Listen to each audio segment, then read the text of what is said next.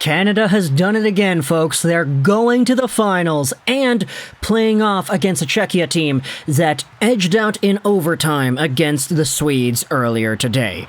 Now, the reason we're making a video about this game is not necessarily because it was an amazing, super awesome Canadian domination performance against the Americans, but instead, this was more so of a game where the Canadiens just ended up getting more goals that went in and that counted, whereas the Americans actually played a really solid, really tough game the whole way through.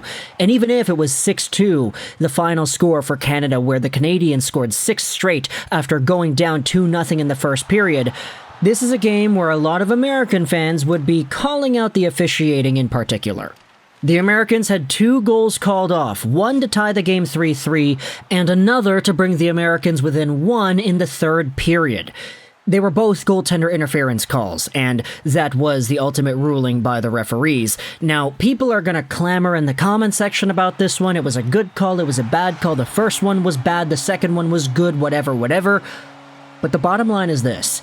In international hockey, you can't contact the goalie. That's it. Plain and simple. Mike McKenna had the tweet over here. He's a former goaltender in the NHL. I don't know what everyone is upset about. In international competition, touching the goalie in the crease is goalie interference. It's pretty straightforward. Spencer then replies saying, even if the player who is touching the goalie has the puck before contact is made, because I think the contention is that Blake has the puck and is in the process of shooting it when the contact is made. Mike McKenna replies, it doesn't matter. And so, if you go over to the goals that were scored, okay, Logan Cooley gets a goal early on, very beautiful play. He's able to 5-hole it on Thomas Milic. Second goal, making it 2-0 just a little bit after that. It's Connor's low shot rebound play by the Americans, perfectly executed. The Americans had the first 9 shots in this game, and Canada was on their heels. Most of the zone time in the game period were for the Americans. Most of the shots in the game period were for the Americans. This game was Team USA's game in terms of the on-ice metrics of expected goals and chances and everything in between. But at the end of the day, it's Canada who comes out with the win. And that's not to disrespect Trey Augustine. The guy made a really good amount of saves for the Americans as well. It's just Canada got the bounces and Canada got the breaks when they needed to. And a part of me is really happy that the Canadiens were able to win 6-2 rather than like 5-2 or whatever, because it's gotten to a point where even if you remove the empty net goal for Canada scored by Waugh at the end, and you add on the 2 goalie interference goals that were called off, the final score with those calculations put into it is still 5-4 Canada. And I get it, momentum is a thing. The Americans would have had power plays, and the goals had the calls gone their way. The Americans probably would not have been so demoralized towards the end, because you could see, I mean, when Luke Hughes was accepting his watch as a top 3 player for the team, the guy looked absolutely demoralized. Like, I'd never seen a Hughes look that sad, and I'd been watching Quinn Hughes ever since he made his debut with Vancouver. That guy looks sad all the time. So definitely there was a momentum element to that probably could have changed the game in a different way, but at the end of the day, just cold, hard numbers. Even if America got 2 extra goals, even if Canada did not score the empty net, they still would have won 5-4. The real score is 6-2, though, and it all gets started by Connor Bedard, who brings the Canadiens within 1 in the first period. It's a beautiful play where Ethan Del Mastro is coming down the left wing. He throws it out in front to the goal mouth, and it's Bedard right there to tap it in. Second goal, tying things up 2-2. It's Brandt Clarke who shoots it on goal. It takes a bounce off of Josh Waugh and pops over to the side where Logan Stankoven buries it, evening the score at 2 apiece. Give it a few minutes later, and Adam Fantilli does probably the best play I've seen in the World Juniors since 2 days ago, pretty much, but Fantilli takes the puck in his own zone. He's dashing down the left wing. He throws a cross-ice pass to nobody, but he's got the awareness of an NHL caliber player. He knows that his teammate Zach Dean is skating into that area of the ice. So Fantilli's pass goes off the end boards. Dean walks onto it. Dean dekes to the backhand. Fantilli drives to the net, centering feed, and it's a beautiful goal by Fantilli that shows off not only only his hockey sense, his IQ, what to do after he makes the pass, but the initiative to make the pass in the first place, as well as the skill in tight to bury things up on Trey Augustine. 3-2 Team Canada. That's the game-winning goal, technically. Josh Waugh then gets one. A few minutes later, it's Connor Bedard into the corner for Stankoven, who throws it out for Waugh. The third period, you see Brandt Clarke get in on the action. Owen Beck gets an assist, so good for him. Adam Fantilli is the guy who throws it over for Clarke, who takes his time, settles the puck down, and then roofs it top shelf on Augustine. And then you have Josh Waugh with his brilliant empty net goal, coming in on the forecheck, stealing the puck from Luke Hughes, deking it around another American who falls down, and just waltzing it right in all alone on the empty net.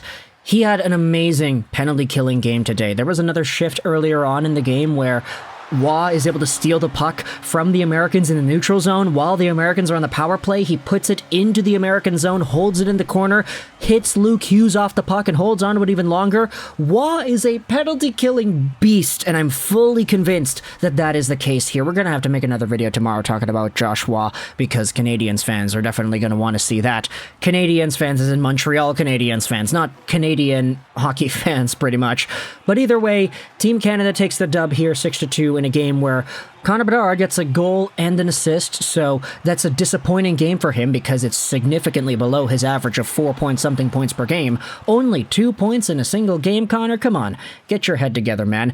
But either way, all jokes aside, this was a game that Canada kind of needed because they really didn't get too much production outside of that Bedard line throughout the rest of the tournament. I think Connor Bedard had like a 60% involvement percentage heading into this game, which is absolutely nuts. Like, that is unheard of territory of involvement percentage for any player in any play the last few years over here. So Bedard kind of needed everybody else around him to step up, and that's what you saw with the Fantilli line. That's what you saw with the Clarke play. You saw that with Waugh. Multiple goals in this one for him, and the assists on top of that, the multiple assists. Waugh had an amazing game. Stankoven got involved too. Tomas Milic had the best performance of his career, pretty much, I guess. Like, he probably had a few shutouts that were impressive with the Seattle Thunderbirds over the past few years, but man, this guy, New West BC, goes out there and does the deed dirty against this American team.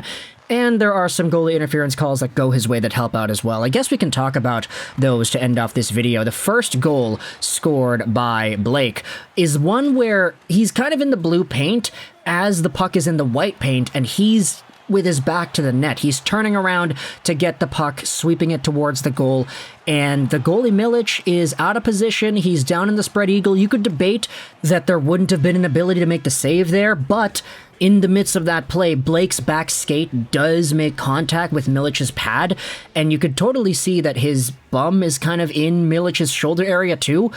There's contact with the goalie.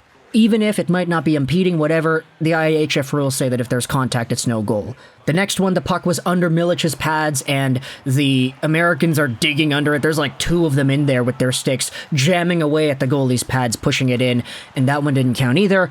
Either way, though, if you take away those goals, or you add those goals, and you take away the empty net, it's a 5-4 game. I get that momentum is a thing, but at the end of the day, 6-2 is the final score. So talk to the comments, your thoughts. I'm sure it'll be a very civil comment section, and that is my request. Please just make it civil. Don't go out there and behead each other for having differing opinions in the conversation about goaltending. But talk to the comments either way all your thoughts about the US and the Canada game. I thought it was a great game played by the Americans. 6-2 should not have been the final score. This was like a 2-1, 3-1 game in terms of the intensity and the vibes that we had. It's just Canada had their goals. They had their bounces, and they had their chances. Augustine was good, Milic was even better, and at the end of the day, it sets Canada up for a finals against Team Czechia for the gold medal. Talk to the comments your thoughts. I hope you enjoyed this Juraj 99, and bye.